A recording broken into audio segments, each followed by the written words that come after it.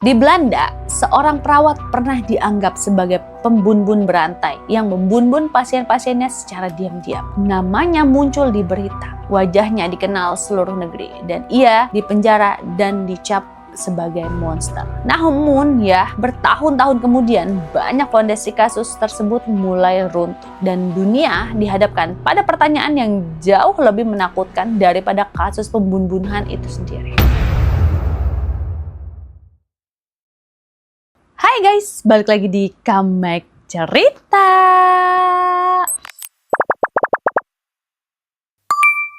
Nah, buat kalian boleh banget dong subscribe YouTube Kamek ya, karena di Kamek Cerita tuh Kamek bakalan bahas kasus-kasus yang memang terjadi, kasus nyata gitu ya, kisah nyata. Jadi buat kalian yang suka nih ngedengerin segmen kayak gini, boleh banget di subscribe YouTube Kamek ya, di like juga, di komen-komen boleh, di share juga ke teman-temannya ya. Nah, kalau kalian mau dengerin di Spotify juga bisa ya guys, langsung aja search Kamek Cerita. Nah, buat episode kali ini di Kamek Cerita, gue bakalan bahas satu kasus tentang Lucia the Bird yang dituduh membunbun banyak pasien di penjara bertahun-tahun, lalu ternyata bisa jadi tidak bersalah. Nah, untuk lokasinya dia di Netherlands, tahunnya itu di 2001, dan di sini terdakwanya Lucia the Bird. Oke, kita langsung aja mulai ya.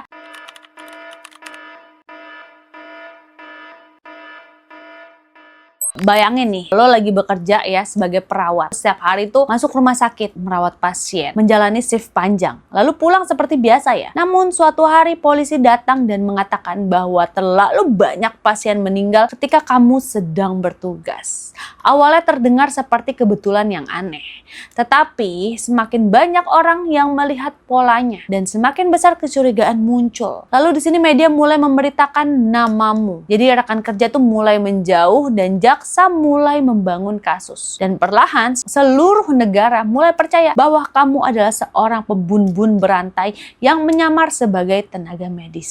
Inilah yang terjadi pada Lucia the Bird, seorang perawat asal Belanda yang pernah dianggap sebagai salah satu pembunbun berantai paling mengerikan dalam sejarah Eropa. Jadi ia dituduh membunbun banyak pasien secara diam-diam di rumah sakit tempat bekerja. Jadi media tuh menjulukinya adalah malaikat maut. Nah, di sini publik yakin ia tuh bersalah dan pengadilan menghukumnya dan ia menghabiskan bertahun-tahun hidupnya di penjara. Namun masalahnya adalah satu hal. Semakin lama kasus itu diperiksa ulang, semakin banyak orang mulai percaya bahwa mungkin tidak pernah ada pembunbunan sama sekali. Dan jika itu benar, berarti seorang wanita telah kehilangan bertahun-tahun hidupnya karena kesalahan investigasi yang luar biasa besar. Jadi kasus ini tuh dimulai ketika beberapa rumah sakit di Belanda mulai memperhatikan pola yang dianggap aneh. Sejumlah insiden medis serius dan kematian pasien terjadi ketika Lucia sedang bertugas. Awalnya tidak ada yang langsung menuduhnya melakukan kejahatan. Namun seiring waktu, angka kejadian yang tampak tidak biasa mulai memunculkan kecurigaan di kalangan manajemen rumah sakit. Di sini Lucia dikenal sebagai perawat yang cukup tertutup. Jadi ia tidak terlalu dekat dengan banyak rekan kerja. Dalam banyak kasus kriminal ya, karakter seperti ini sering membuat seseorang lebih mudah dicurigai ketika sesuatu yang buruk terjadi. Jadi ketika rumah sakit mulai memeriksa data lama,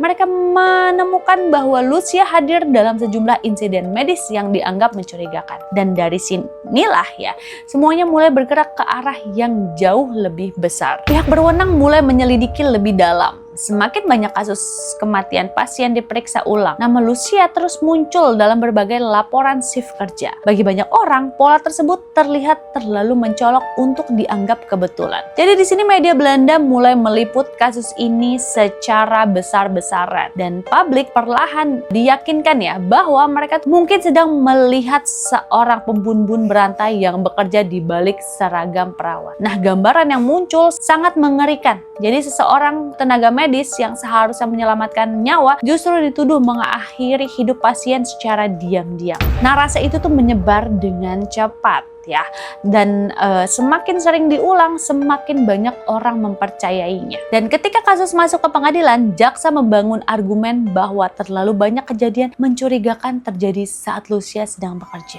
Salah satu fondasi penting dalam kasus ini adalah analisis statistik yang dianggap menunjukkan bahwa kemungkinan semua kejadian tersebut hanya kebetulan yang sangatlah kecil. Jadi bagi juri dan publik saat itu ya, angka-angka tersebut terdengar meyakinkan. Jika seorang selalu berada di lokasi ketika sesuatu yang buruk terjadi, bukan itu berarti ada sesuatu yang salah, ya kan? Di sini Lucia tuh akhirnya dinyatakan bersalah dan dijatuhi hukuman yang sangat berat. Jadi media tuh menggambarkan sebagai pembunuh berantai.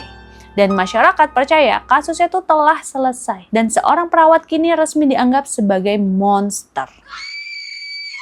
Namun beberapa tahun kemudian, sejumlah ahli statistik mulai melihat nih sesuatu yang mengganggu dalam kasus tersebut. Jadi mereka tuh menemukan bahwa cara data digunakan dalam persidangan kemungkinan memiliki kesalahan yang serius. Jadi masalahnya bukan hanya soal angka, tetapi bagaimana angka itu dipilih. Jadi para kritikus berpendapat bahwa penyelidik hanya menghitung kejadian yang terlihat mendukung tuduhan terhadap Lucia, sementara banyak data lain diabaikan. Jadi ketika seluruh data rumah sakit diperiksa ulang secara lebih lengkap, hasilnya ternyata tidak sejelas yang digambarkan sebelumnya. Perlahan muncul nih kemungkinan yang sangat mengerikan. Jadi bagaimana nih jika Lucia bukan pembunuh? Nah, bagaimana ya jika rumah sakit hanya mengalami serangkaian kematian pasien yang secara statistik memang bisa terjadi? Dan bagaimana nih jika seluruh kasus dibangun di atas interpretasi data yang salah? Seiring bertambahnya kritik dari para ahli, kasus Lucia mulai diperiksa ulang. Tidak hanya statistik yang dipertanyakan, tetapi juga bukti medis yang digunakan untuk menghubungkan Lucia dengan kematian pasien. Dan beberapa kematian yang sebelumnya dianggap mencurigakan ternyata memiliki penjelasan medis lain yang lebih masuk akal. Sejumlah kesimpulan lama mulai runtuh satu persatu.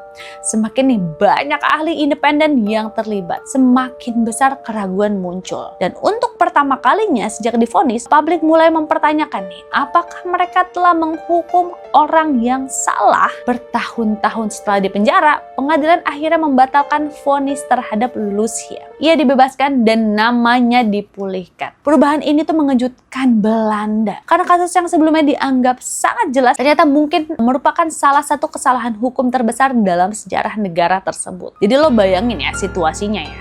Seseorang tuh kehilangan kebebasan, reputasi, pekerjaan, dan sebagian besar hidupnya. Bukan karena ada bukti langsung yang kuat, tetapi karena pola yang tampak mencurigakan dan kemudian dipercaya sebagai fakta. Lalu di sini kasus Lucia de Burgh ya sering dipelajari karena menunjukkan bagaimana manusia sangat mudah melihat pola bahkan ketika pola itu mungkin tidak benar-benar ada. Dalam psikologi ya, fenomena ini dikenal sebagai pattern recognition bias ya. Ketika seseorang sudah dianggap mencurigakan, nah, setiap kejadian berikutnya akan terlihat sebagai bukti tambahan. Dan semakin banyak orang yang percaya pada narasi tersebut, semakin sulit untuk melihat kemungkinan bahwa semuanya hanyalah kesalahan interpretasi. Kasus ini juga menunjukkan bahaya ketika media, opini publik, dan investigasi mulai bergerak ke arah yang sama tanpa cukup ruang untuk mempertanyakan asumsi dasar. Setelah pembebasannya, kasus Lucia menjadi simbol penting dalam sistem hukum Belanda. Dalam hukum Belanda, banyak ahli hukum dan statistik menggunakan kasus ini sebagai contoh bagaimana data bisa disalahartikan dalam proses pengadilan. Dan kasus ini juga memicu diskusi besar mengenai kesalahan investigasi, terus juga bias konfirmasi, penggunaan statistik di pengadilan, dan bagaimana opini publik dapat mempengaruhi persepsi terhadap tersangka. Karena terkadang misteri terbesar bukan tentang siapa pelaku kejahatan, tetapi tentang bagaimana sebuah sistem bisa begitu yakin terhadap sesuatu yang ternyata belum tentu benar. Di Belanda, seorang perawat pernah dianggap sebagai pembunuh berantai yang membunuh pasien-pasiennya secara diam-diam. Namanya muncul di berita, wajahnya dikenal seluruh negeri, dan ia dipenjara dan dicap sebagai monster. Namun ya, bertahun-tahun kemudian banyak fondasi kasus tersebut mulai runtuh dan dunia dihadapkan pada pertanyaan yang jauh lebih menakutkan daripada kasus pembunuhan itu sendiri. Bagaimana jika seorang bisa kehilangan hidupnya bukan karena melakukan kejahatan, melainkan karena terlalu banyak orang yang percaya pada kesimpulan yang salah?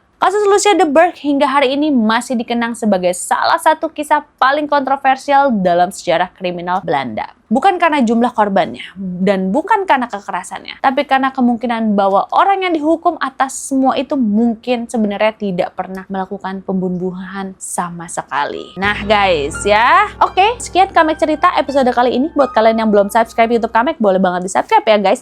Terus juga di like, di komen-komen, dan di share. Mau dengerin Spotify juga bisa, tinggal di Kamek Cerita ya guys ya. Sampai ketemu di Kamek Cerita episode berikutnya. Bye guys, rekomendasi Kamek gak pernah salah.